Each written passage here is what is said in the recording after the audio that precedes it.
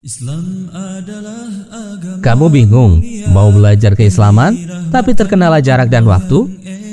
Atau kamu bingung mau belajar keislaman tapi yang ringkas dan mudah dipahami? Nah, kami tahu solusinya. Ayo ikuti program Kuliah Studi Islam atau KSI Online bersertifikat. Program ini telah diikuti oleh 100.000 lebih peserta dari seluruh Indonesia loh. Dan program ini 100% gratis. Kenapa sih kamu harus bergabung di program Kuliah Studi Islam atau KSI Online ini? Pertama, kedua, ketiga,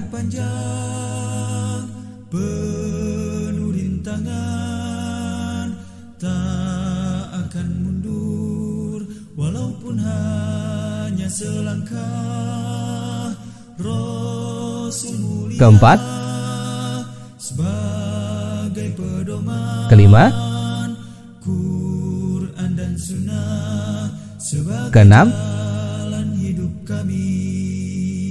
Islam adalah agama mulia dan seluruh program ini gratis. Allah yang esa. Daftar sekarang juga dengan ketik KSI tanda pagar nama lengkap, tanda pagar kota, dan kirim melalui nomor WhatsApp berikut ini. Ayo tunggu apa lagi? Daftar segera di program Kuliah Studi Islam atau KSI Online. Masya Allah, menarik bukan? Bagi kamu yang ingin belajar keislaman tapi terkendala jarak dan waktu, dan yang ingin belajar keislaman tapi yang ringkas dan mudah dipahami, Kuliah Studi Islam atau KSI Online solusinya. Sebagai jalan hidup kami, tak akan mundur walaupun hanya selangkah. Rasul mulia sebagai pedoman, Quran dan Sunnah sebagai jalan hidup kami.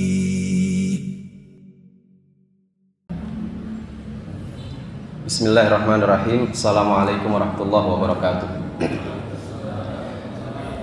Innal hamdalillah nahmaduhu wa nasta'inuhu wa nastaghfiruh wa natubu ilaihi wa na'udzu billahi min syururi anfusina was sayyiati a'malina. Man yahdihillahu fahuwal muhtadi wa man yudlil falan tajida lahu waliyyan mursyida. Asyhadu an la ilaha illallah wahdahu la syarika lah wa asyhadu anna Muhammadan abduhu wa rasuluhu la nabiyya ba'dah. Ya ayyuhalladzina amanu taqullaha haqqa tuqatih wa la tamutunna illa wa antum muslimun. Ya ayyuhan nasu taqu rabbakumul ladzi khalaqakum min nafsin wahidah wa khalaqa minha zawjaha wa batha minhuma rijalan katsiran wa nisaa. Wattaqullaha alladzi tasaaluna bihi wal arham innallaha kana 'alaikum raqiba. Thumma amma ba'du fa inna asdaqal hadithi kitabullah wa khairal hadi hadi Muhammadin sallallahu alaihi wa ala alihi wa sahbihi wasallam wa syarral umuri muhdatsatuha wa kullu muhdatsatin bid'ah wa kullu bid'atin dhalalah wa kullu dhalalatin finnar. Ayyuhal ikhwani fid din ahibba azzani Allah wa iyyakum. Alhamdulillah, kesempatan pagi hari yang cerah ini kembali kita bersama-sama merecharge iman sekaligus menambah ilmu kita dalam talabul ilm. Ya, ini kita mengkaji kembali ayat-ayat Allah Azza wa Jalla dan juga hadis Rasulullah sallallahu alaihi wasallam sebagai dua sumber rujukan utama kita di dalam beragama Islam. Ikhwani fillah al-ahibba azani Allah wa iyyakum, kita akan membahas satu tema yang sangat penting, bagian dari rukun iman, ya, yaitu terkait dengan iman kepada malaikat-malaikat Allah Subhanahu wa taala. Di antara pembahasan yang akan kita angkat di kesempatan kali ini yaitu mengenai sifatul malaikat, sifat-sifat para malaikat.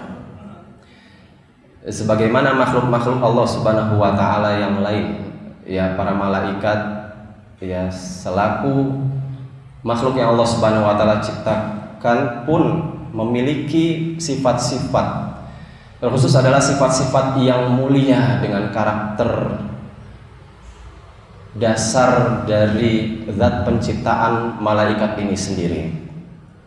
Ikhwan fillah a'azanallahu wa iyyakum. Malaikat itu adalah salah satu dari makhluk yang dimuliakan oleh Allah Azza wa Jalla. Oleh karenanya Allah Subhanahu wa taala memberikan sifat-sifat kepada mereka dengan sifat-sifat yang agung, ya, yang mulia, sempurna. Nah, beberapa hal yang harus kita ketahui dan imani, ya, terkait sifat-sifat malaikat yang disebutkan di dalam Al-Quran dan hadis Rasulullah Sallallahu Alaihi Wasallam, ya, yaitu para ulama membagi menjadi dua kategori, yaitu ada sifat khalqiyah, sifat-sifat yang terkait dengan fisik, kedirian malaikat, dan juga ada sifat-sifat khuluqiyah, ya, terkait dengan akhlak, ya, perilaku, karakter para malaikat. Ada pun beberapa sifat-sifat khalqiyah yang kita dapat gali berdasarkan apa yang kemudian para ulama gali dari Al-Quran dan As-Sunnah. Yang pertama, zat penciptaan malaikat, ya, para malaikat itu diciptakan dari bahan dasar nur atau cahaya. Nah, hal ini sebagaimana yang telah diriwayatkan oleh Imam Muslim dari Ibunda Aisyah radhiyallahu anha, bahwa Rasulullah sallallahu alaihi wasallam bersabda, khuliqatil malaikatu min nurin wa khuliqal jannu min marijin min nar wa khuliqa adamu mimma wusifa lakum. Malaikat adalah makhluk yang diciptakan dari cahaya, sedangkan jin itu diciptakan dari api neraka yang menyala-nyala. Adapun Adam, yakni manusia, diciptakan dengan apa yang kalian disifati. Nah, ini menunjukkan bahwa malaikat itu diciptakan dari cahaya nur, yang pada asalnya hakikat dari cahaya ini tidak bisa kita tangkap dengan indrawi kita, ya, dilihat nggak bisa gitu, ya, diraba nggak bisa, ya, dibau-bau dengan hidung kita nggak bisa. Maka dia gaib secara asal bagi manusia secara khusus, ya, karena secara indrawi kita tidak dapat menangkap, ya, tentang hakikat, sekali lagi, asli dari malaikat, karena malaikat diciptakan dari cahaya. Oleh karenanya kita mengetahui malaikat itu didasari atas informasi dan khabar yang Allah Subhanahu wa taala dan Rasulullah SAW beritakan. Kalau tidak diberitakan, kita tidak akan mengetahui adanya malaikat, ya. Di sini berlaku kaidah tentang keimanan kepada yang gaib, bahwa apa saja yang Allah dan Rasulnya telah beritakan dan tetapkan, ya, dari informasi-informasi dan kabar-kabar gaib, maka kita tetapkan demikian seperti apa yang telah Allah Subhanahu wa taala dan Rasulnya tetapkan. Yang tidak kemudian diinformasikan, kita tidak boleh tetapkan menjadi sebuah keyakinan, ya, iman. Dan yang tidak kemudian ditetapkan dan juga ditolak oleh Allah Subhanahu wa taala, maka kita pun tidak menetapkan dan juga tidak tolak. Nah, kemudian itu terkait dengan bahan dasar penciptaan malaikat. Ini yang menjadi dasar fisik dari malaikat, yaitu dari cahaya, berdasarkan hadis yang diriwayatkan Imam Muslim tadi. Kemudian malaikat itu adalah makhluk Allah Subhanahu wa taala yang diciptakan dengan fisik yang sangat besar sekali, ya. Kemudian memiliki kekuatan yang luar biasa. Kemudian juga memiliki kemampuan yang di luar kebiasaan manusia. Ini sekali lagi tidak bisa dinalar oleh kita, dan bentuk yang sangat indah rupawan, ya, sangat-sangat indah sekali. Nah, berdasarkan ayat-ayat Allah Subhanahu wa taala yang dihimpun terkait dengan sifat fisik malaikat yang besar, kuat, yang memiliki kemampuan luar biasa dan juga memiliki bentuk yang indah dan rupawan. Salah satunya apa yang Allah Subhanahu wa taala telah firmankan di dalam surat At-Tahrim ayat ke-6. A'udzu billahi as-sami'il 'alim minasyaitonir rajim. Ya ayyuhalladzina amanu qu anfusakum wa ahlikum nara wa quduhan nasu wal hijara 'alaiha malaikatun ghilaz syidad la ya'sunallaha ma amarahum wa yaf'aluna ma yumarun. Wahai orang-orang yang beriman, jagalah diri-diri kalian dan juga keluarga kalian dari api neraka yang bahan bakarnya bersumber dari terdiri dari manusia dan juga batu-batu. Dan di atas neraka tersebut terdapat para malaikat penjaga yang memiliki karakter, yang memiliki sifat yang Allah sifatkan di sini, ghilaz. Mereka sangat kasar. Syidad, mereka sangat kuat, ya. Kemudian keras perlakuannya terhadap siapa? Ahlun nar. La ya'sunallaha ma amarahum wa yaf'aluna ma yu'marun. Mereka tidak pernah bermaksiat kepada Allah Subhanahu wa taala terhadap apa yang telah diperintah kepada mereka dari Allah Subhanahu wa taala. Syekh Ali As-Salabi membawakan sebuah tafsir dari ayat ini, yaitu dalam surat At-Tahrim ayat ke-6. Beliau menjelaskan, ya, annahum giladzul qulubi syidadul abadan. Mereka itu adalah makhluk, ya, Allah Subhanahu wa taala ciptakan, ya, khususnya malaikat penjaga neraka ini dengan giladzul qulub, yaitu hati yang keras, nggak bisa dinego, ya. Keras itu dalam arti kekeh dia terhadap apa yang telah diperintah kepada mereka untuk memperlakukan penduduk neraka. Dan syidadul abadan, ya, yaitu kuat fisiknya, keras gitu ya, fisiknya. Wahum minal quwwah, semua itu adalah bagian dari kekuatan yang Allah berikan kepada mereka. Dan ya, bihaitsu la tadurruhumun nar allati tadhibul hadida wal hijarah. Dengan kekuatan fisik yang sedemikian rupa yang Allah Subhanahu wa taala berikan, mereka tidak dapat dilukai, dimudaratkan oleh panasnya api neraka, kuat sekali. Makanya mereka diperintah ditaruh untuk menjadi penjaga neraka. Fisiknya kuat-kuat. Api neraka itu nggak akan melukai mereka, ya. Padahal api neraka itu bahan bakarnya disebutkan dalam tafsir itu al-hadida, yaitu dari besi-besi, juga al-hijarah, batu-batu yang sangat panas. Kemudian dalam surat An-Najm, ya, surat An-Najm ayat ke-5 sampai dengan ke-6, Allah Subhanahu wa taala berfirman, allamahu syadidul quwa dzu mirratin fastawa. Ini tentang Jibril alaihissalam yang diajarkan kepadanya oleh malaikat syadidul quwa, yaitu yang sangat kuat, Jibril alaihissalam. Dzu mirratin fastawa, ya, lagi memiliki keteguhan dan menampakkan diri dalam rupa yang aslinya. Dzu mirratin fastawa.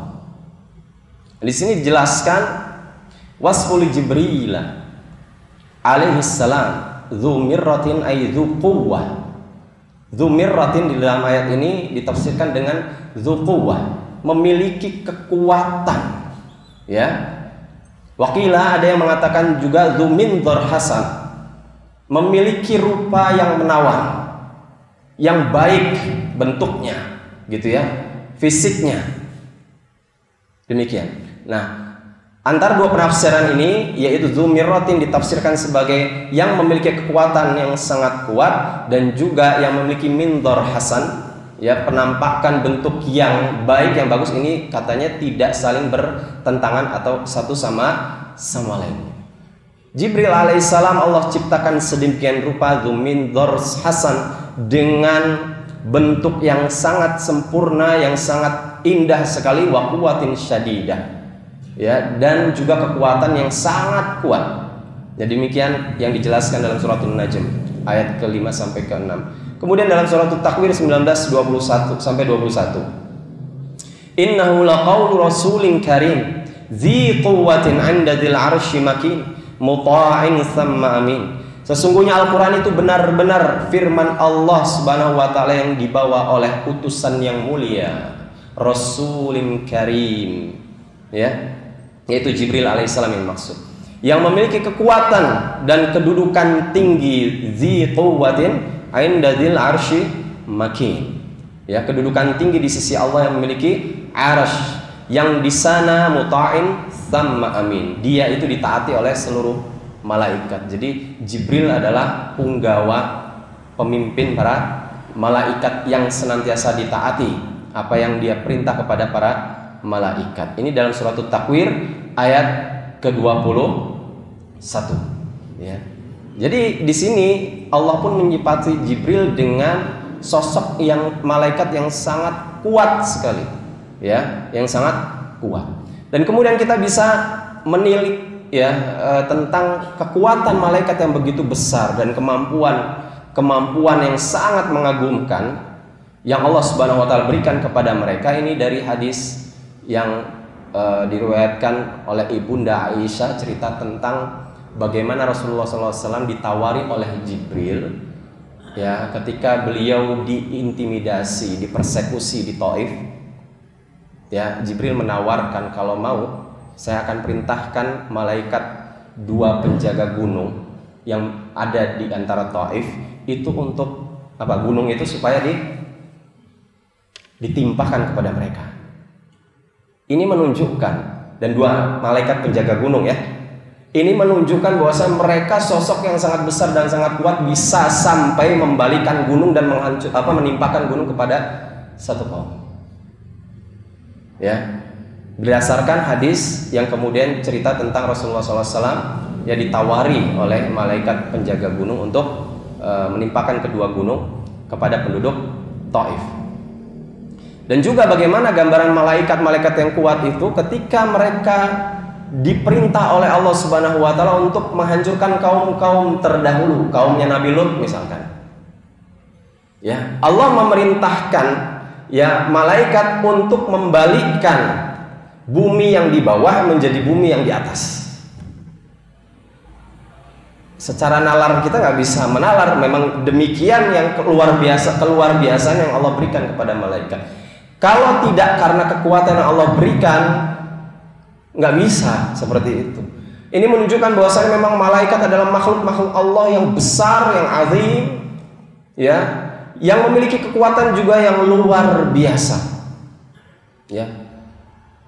Masing-masing punya peran di mana mereka siap siaga senantiasa, kapan Allah perintah mereka pasti akan.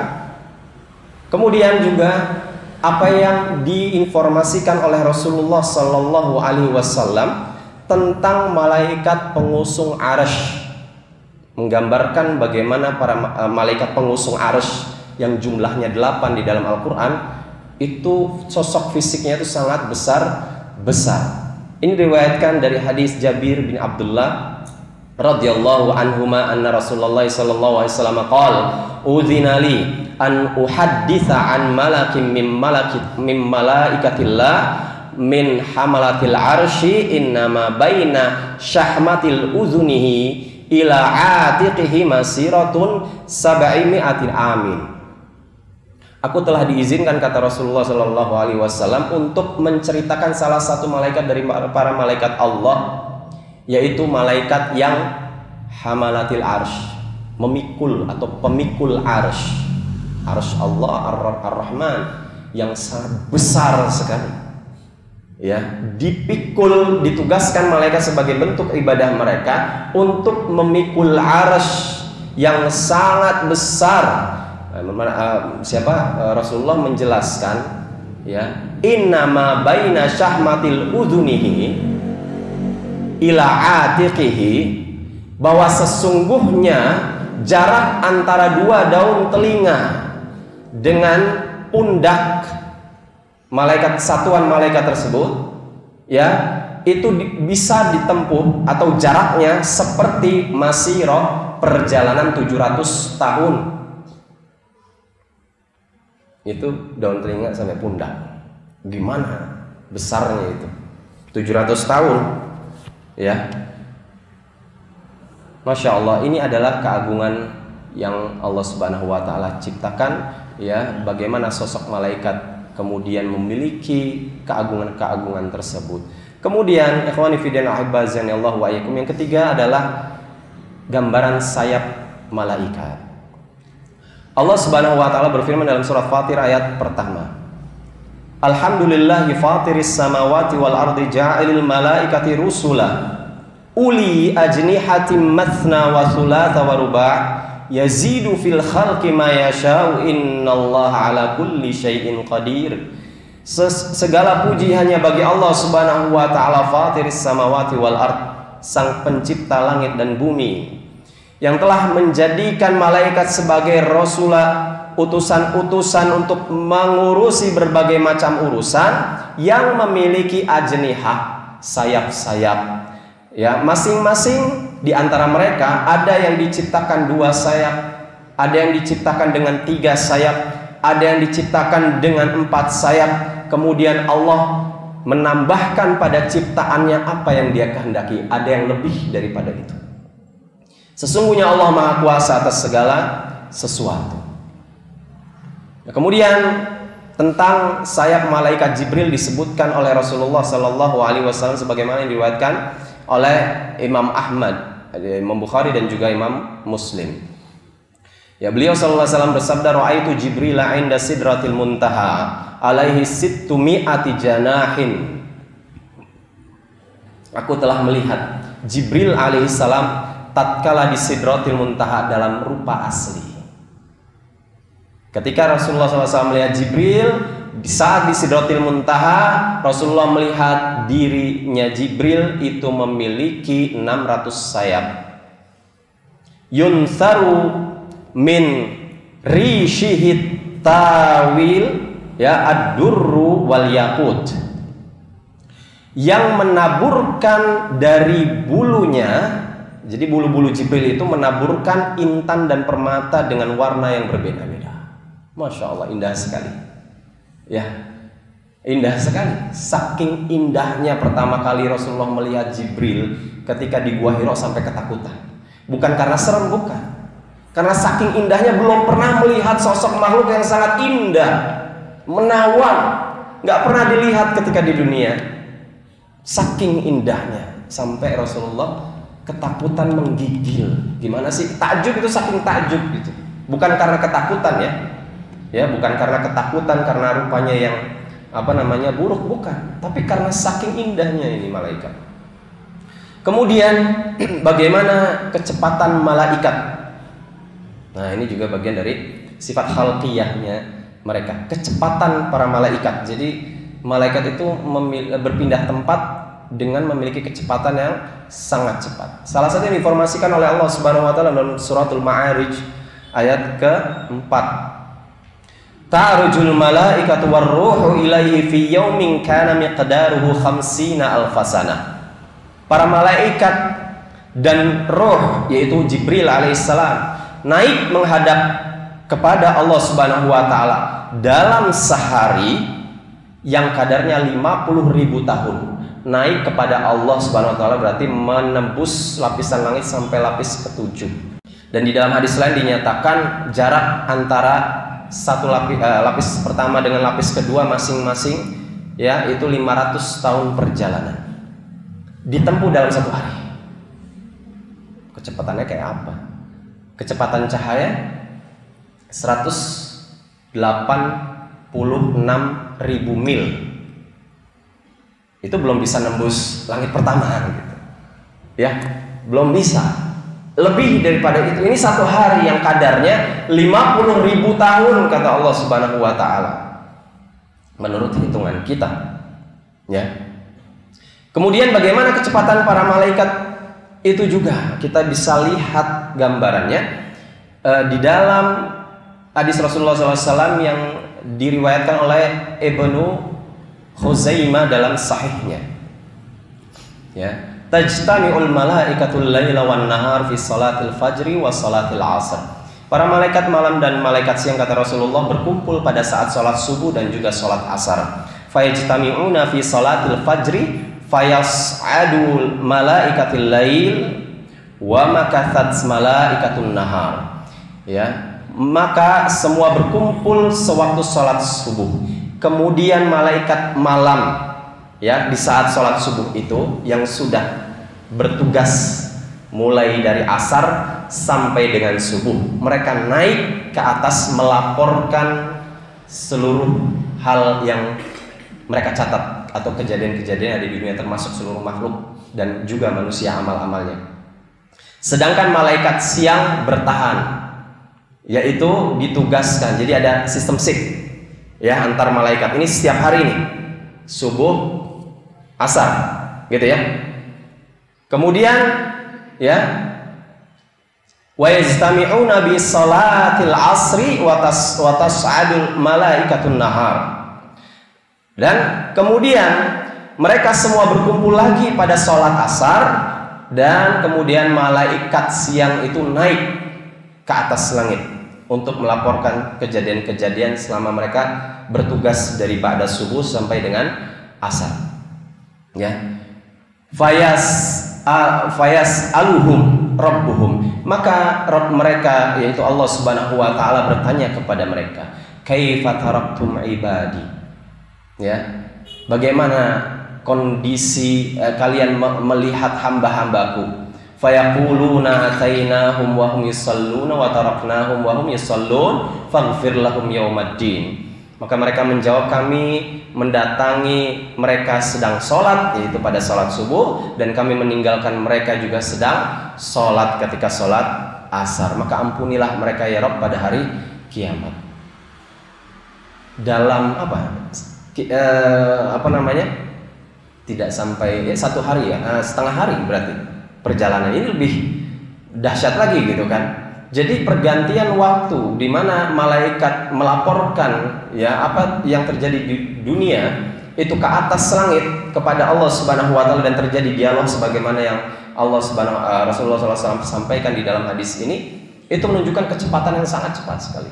Nggak ada teknologi sekarang yang menandingi kecepatan, ya, malaikat di dalam melakukan perjalanan menuju Allah Subhanahu wa taala. Dan juga dijelaskan di hadis Isra dan Mi'raj, di mana Rasulullah SAW pun bersama Jibril alaihissalam, ya, itu mengendari satu kendaraan, ya, untuk berangkat dari Madinah, kemudian ke Masjidil Aqsa, sampai ke Sidratul Muntaha, balik lagi ke Makkah dalam waktu 1 malam. Itu menunjukkan bahwasanya malaikat adalah makhluk yang memiliki kecepatan yang luar biasa. Kemudian yang selanjutnya, yang kelima, malaikat itu adalah makhluk Allah yang tidak butuh makan dan minum, dan juga nikah, kawin, nggak butuh dia, ya. Nah, ini juga menunjukkan bahwasannya malaikat, ya, itu adalah makhluk yang suci, karena sekali lagi tidak ternodai dengan syahwat untuk makan, minum, dan juga kawin. Di dalam hal ini Allah Subhanahu wa taala berfirman dalam surat Hud ayat ke-70, falamma ra'a aydiyahum la tasilu ilaihi nakirahum wa aujasa minhum khifah qalu la takhaf inna ursilna ila qaumi lut. Ketika Nabi Ibrahim alaihissalam melihat tangan mereka tidak menjamah, ya, jadi malaikat saat itu bertamu kepada Nabi Ibrahim. Ada 2 kali kesempatan kalau tidak salah, yaitu ketika malaikat mengkabarkan Nabi Ibrahim akan punya anak, dan juga ketika malaikat mampir untuk kemudian nanti mampir ke kaum Lut atau menemui Nabi Lut alaihissalam. Ya, ketika dihidangkan makanan, mereka, kata Allah Subhanahu wa taala, ya ra'a aydahum la tasilu ilaihi. Enggak nyentuh itu makanan. Ya. Kemudian Nabi Ibrahim mencurigai dan memendam rasa takut kepada mereka karena ini asing. Pertama kan mereka ya di sini menampakkan diri sebagai manusia yang tidak dikenal sama sekali oleh Nabi Ibrahim. Siapa ini orang? Kok disodorkan makanan nggak disentuh? Ya, ini manusia atau bukan? Ada rasa takut di situ di dalam hati Nabi Ibrahim selaku manusia. Maka mereka mengatakan kepada Nabi Ibrahim, qalu la takhaf. Jangan takut, inna ursilna ila qaumi Lut. Ya, sesungguhnya kami diutus kepada kaum Lut untuk menghancurkan mereka. Ya. Di dalam surah Az-Zariyat ayat 24 ini juga semakna, yaitu tentang kisah malaikat yang mendatangi Nabi Ibrahim. Hal ataka haditsu dhaifi Ibrahim? Ya, hal ataka haditsu dhaifi Ibrahim al-mukramin? Sudahkah sampai kepada Nabi Muhammad cerita tentang tamu Nabi Ibrahim, malaikat-malaikat yang dimuliakan? Nah, kemudian ikhwani fillah ahibazallahu yakum, bahwa malaikat tidak memiliki jenis kelamin atau gender. Mereka bukan laki-laki, mereka juga bukan perempuan. Ya. Mereka tidak memiliki jenis kelamin dan gender. Diterangkan di dalam surat As-Saffat ayat 149 sampai dengan 151. Allah berfirman, fastaftihim ali rabbikal banatu walahumul banun am khalaqnal malaikata inatha wa hum syahiduna ala innahum min ifkihim la yaqulun. Wahai Nabi Muhammad, tanyalah kepada mereka orang-orang musyrikun Mekah itu, apakah untuk Tuhan kalian anak-anak perempuan sedangkan untuk mereka anak laki-laki? Ini menyindir. Ya, bahwasanya kan musyrikun Mekah ketika itu menyifati Allah punya anak. Ya. Yaitu malaikat yang berjenis perempuan. Artinya mereka menyifati malaikat dengan anak perempuan Allah. Sedangkan mereka saat itu di kondisinya di jahiliyah nggak ridho, nggak mau punya anak perempuan. Sekalinya lahir anak perempuan dianggap apa? Merendahkan martabat keluarga, bahkan ada yang sampai dibunuh. Ya, karena itu aib bagi masyarakat jahiliyah. Giliran kepada Allah disindir sama Allah. Mereka menyifati Allah punya anak perempuan. Kepada mereka sendiri mereka nggak mau menerima anak perempuan pemberian Allah Subhanahu wa taala. Am khalaqnal malaikata inatha, atau kami menciptakan malaikat-malaikat berupa perempuan, wahum syahidun, sedangkan mereka menyaksikannya. Pernah memang kalian menyaksikan penciptaan malaikat sehingga kalian menyifati malaikat itu perempuan? Maksudnya ini adalah sindiran kelas bagi Allah Subhanahu wa taala, sekaligus bantahan bahwasanya malaikat itu bukan perempuan seperti apa yang telah mereka sangkakan. Nah, kemudian perkataan malaikat, nah, ini perkataan atau kalam, ya, kalam malaikat, ya, bahwasanya malaikat juga bercakap-cakap, berkalam, ya, kepada Allah Subhanahu wa taala mereka bercakap-cakap, berkalam, kepada sesama mereka pun mereka berkalam, bercakap-cakap, dan juga kepada manusia, terkhusus kepada para anbiya war rasul. Nah, kemudian di sini Allah Subhanahu wa taala menjelaskan dalam suratul Baqarah misalkan ayat ke-30 tentang bagaimana Allah berdialog kepada malaikat saat pertama kali Allah hendak ingin menciptakan khalifah, yaitu Nabi Adam alaihissalam. Di situ ada dialog. Ya, di situ ada dialog Allah Subhanahu wa taala dengan malaikat. Nah, kemudian bagaimana malaikat juga berdialog sesama mereka itu dijelaskan dalam surat Saba ayat ke-23. Biasanya setelah Jibril mendapatkan satu perintah dari Allah Subhanahu wa taala, maka kemudian para malaikat yang ada di bawah di masing-masing lapisan langit itu akan bertanya, ya, apa yang diperintah kepada Jibril, kemudian menjelaskan hal itu. Nah, kemudian bagaimana dialog para malaikat kepada Nabi Ibrahim misalkan tadi, Nabi Lut, kepada para rasul dari Bani Israel, kepada Bunda Maryam. Itu juga ada dialog ketika Jibril datang kepada Maryam untuk menginformasikan dia akan dianugerahi anak. yaitu Nabi Isa alaihissalam, dan juga kepada Rasulullah Shallallahu Alaihi Wasallam. Selanjutnya kita ringkas, malaikat memiliki kemampuan untuk berubah wujud, dan biasanya ketika malaikat berubah wujud kepada manusia, mewujudkan diri kepada manusia, itu berupa laki-laki yang sangat tampan dan sangat bersih, sebagaimana Jibril datang kepada Rasulullah dan sahabat untuk mengajarkan tentang iman, Islam, dan seterusnya. Ya. Dan juga bagaimana Jibril alaihissalam datang kepada Nabi Ibrahim, Nabi Lot, dan seterusnya. Itu berwujud seperti manusia, ya, seperti manusia. Dan itu diantara sifat-sifat khalqiyah. Bagaimana akhlak malaikat? Yang pertama, malaikat itu adalah makhluk yang mulia dan senantiasa taat berbakti kepada Allah Subhanahu wa taala. Dalam surat Abasa 15-16, bi aidi safaratin kiramin barara. Disifati oleh Allah di tangan para utusan malaikat itu yang mulia lagi berbakti, siap siaga kapan diperintah. Kemudian malaikat juga tidak punya rasa bosan dan lelah dalam ibadah. Beda dengan manusia, ya.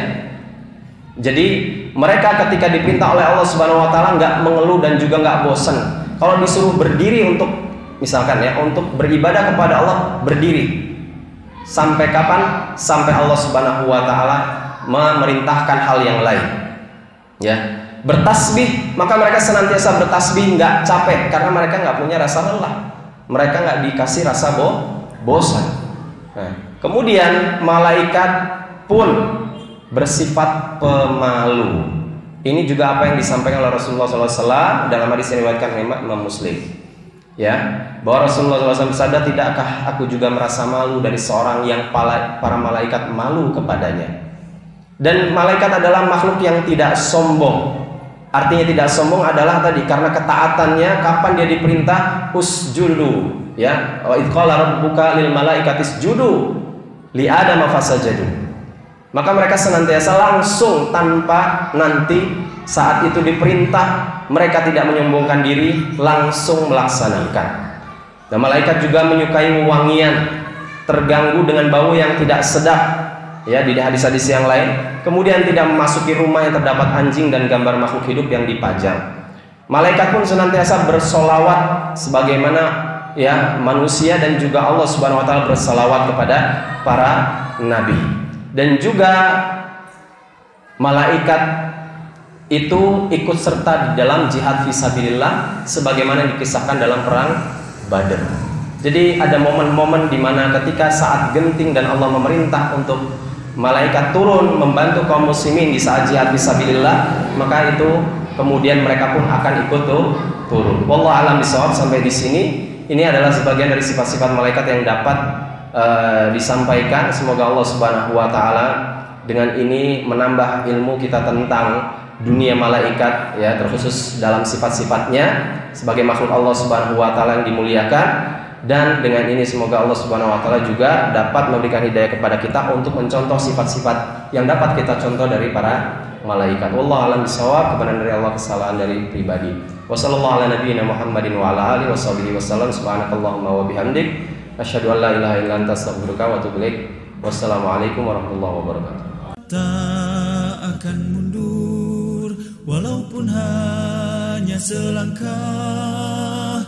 Rasul mulia sebagai pedoman, Quran dan Sunnah sebagai jalan hidup kami.